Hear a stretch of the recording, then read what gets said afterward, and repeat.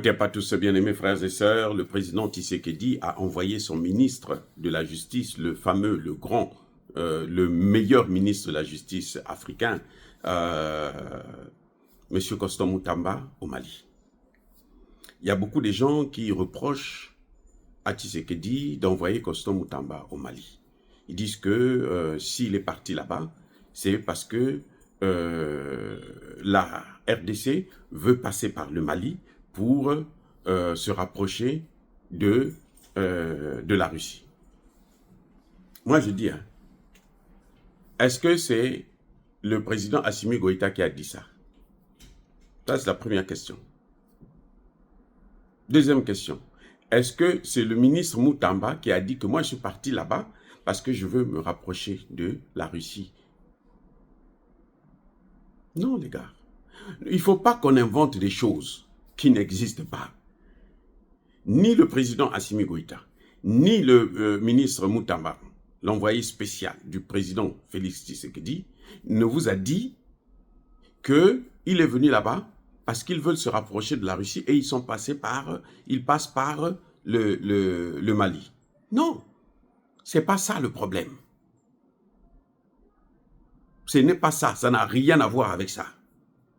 Le président Tshisekedi a de très très bonnes relations avec l'ambassadeur russe en RDC. Si vous ne savez pas, je vous informe. Ils ont de très bonnes relations. Si Tshisekedi veut parler avec Poutine, si Tshisekedi veut rencontrer Poutine, il n'a pas besoin de passer par Assimi Goïta. Je vous le garantis. Il prend le téléphone, il appelle. Ou bien il s'organise avec l'ambassadeur. Et puis c'est fait. Et Poutine a toujours été disponible pour tous les pays africains. Tshisekedi le sait. Vous avez vu la résolution de l'ONU, là, le Conseil de sécurité? Si Tshisekedi n'était pas d'accord, plutôt si Poutine n'était pas d'accord, il allait bloquer ça. Poutine n'a pas peur des Américains comme la France, comme Emmanuel Macron. Parce que Poutine ne dépend pas des Américains. Ils sont fous des Américains. Poutine, les Russes là, ils peuvent vivre sans avoir l'aide des États-Unis. On leur a pris, bloqué là, on a gelé 300 milliards de dollars. Vous avez vu Poutine faire de ça un tralala? Non. Poutine a fait pire aussi là-bas. Il a gelé aussi les avoirs de ces compagnies. Les entreprises européennes, là, occidentales, y compris Coca-Cola, frappent à la porte de la Russie pour dire non, nous on doit revenir parce qu'on faisait beaucoup d'argent ici. Vous ne savez pas ça? Mais ça dit que ça c'est LCI qui dramatise des choses comme ça. Les Russes là, ils n'ont pas besoin des Occidentaux pour vivre. La Russie est vaste. Vous avez vu le blé? Vous savez depuis quand la Russie a commencé à planter le blé? La production du blé là, ça a commencé après 2014 quand la Russie a pris la Crimée et puis on a mis des sanctions contre la Russie et ils ont développé l'agriculture en peu de temps. Aujourd'hui, c'est l'un de la première puissance dans le domaine. Donc, Constant Moutamba, il est allé voir le président Assimi Goïta pour des relations bilatérales entre le Mali et la RDC. C'est tout. Il n'y a pas question particulière ou bien il faut que l'armée malienne vienne. Non. Et puis d'ailleurs, s'il veut que l'armée malienne vienne, c'est son frère. Où est le problème là? Ça gêne qui? Ça gêne qui? Quoi?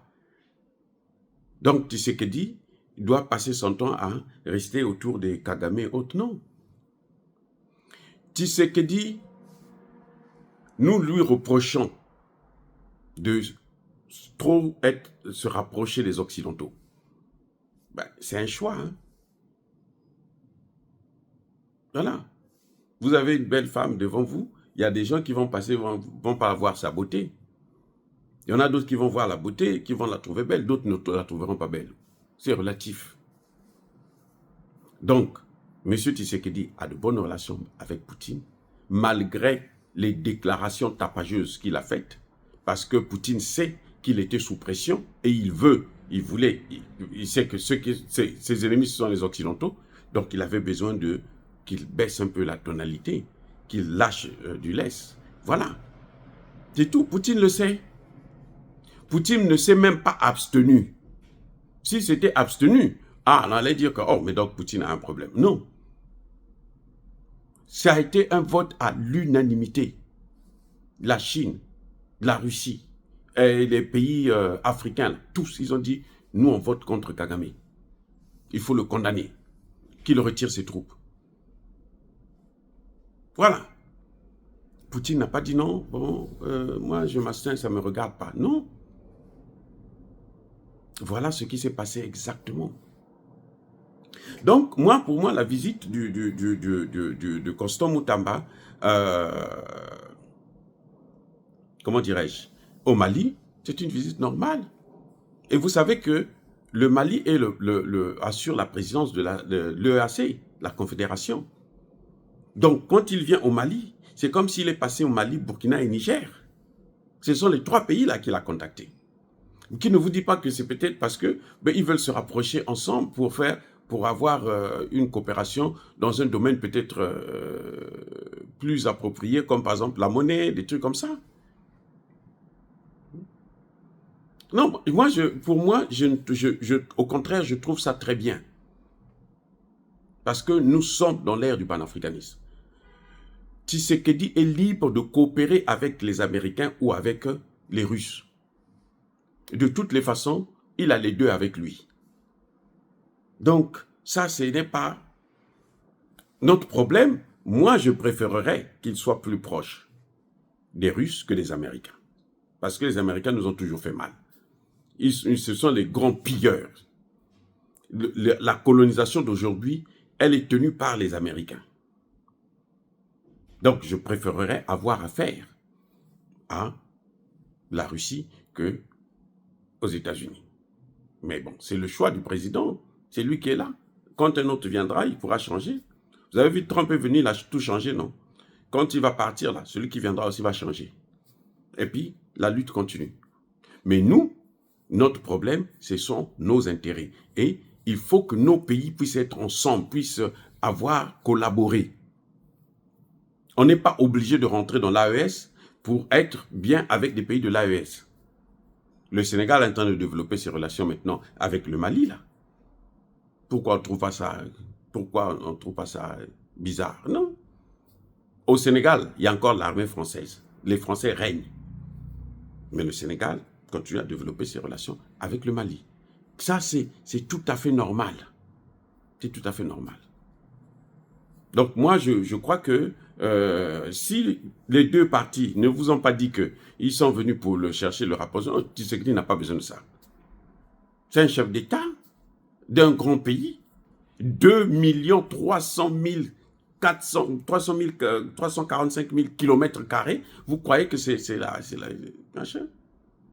Ce pays a été pillé par les Occidentaux pendant 30 ans via Paul Kagame. Il y a toujours trop de matières premières. C'est-à-dire que, non, écoutez, moi je pense que c'est très bien qu'au moins Tshisekedi se tourne, qu'il renforce les relations avec les pays africains. Ça, c'est très important. Dans tous les domaines, y compris dans la coopération militaire. Vous savez qu'au Mali, il y a des écoles militaires maintenant. Les Maliens ont la technologie, comment vous appelez ça, russe. Mais pourquoi Tshisekedi doit aller en Russie et puis gâcher ses relations avec les États-Unis alors que la même technologie qu'il peut aller avoir en Russie, il peut avoir ça au Mali? Tshisekedi peut envoyer une masse des étudiants, de soldats congolais pour venir se former là au Mali, dans l'utilisation des drones, des avions militaires et puis des techniques de combat. Il peut venir faire ça au Mali, puisque les Maliens ont été formés par les Russes. Les Maliens ont maintenant la connaissance. Il n'est pas obligé de passer sur lui, il peut venir là. Parce que lui, quand il vient au Mali, écoutez, quand il vient au Mali, les Occidentaux ne peuvent pas lui reprocher de venir au Mali parce que ce sont ses frères, c'est sa famille. Mais quand il va en Russie, là, il va avoir le pauvre, il va être tapé partout dans tous les sens. Et surtout que la guerre, il n'y avait pas encore aucune sanction. Donc, il ne peut pas aller comme ça n'importe comment. Moi, je comprends un peu cette position. Hein. C'est vrai que mon choix, c'est qu'il aille directement voir les Russes. Mais ce qu'il peut aller faire chez les Russes, là, il peut avoir ça aussi déjà au Mali. Parce que le Mali a déjà une base de connaissances. Les Maliens, là, ils ont été formés par qui? Par les Russes. Donc, lui, s'il vient au Mali, il va avoir la même formation qu'il devrait aller avoir auprès des Russes. C'est pareil.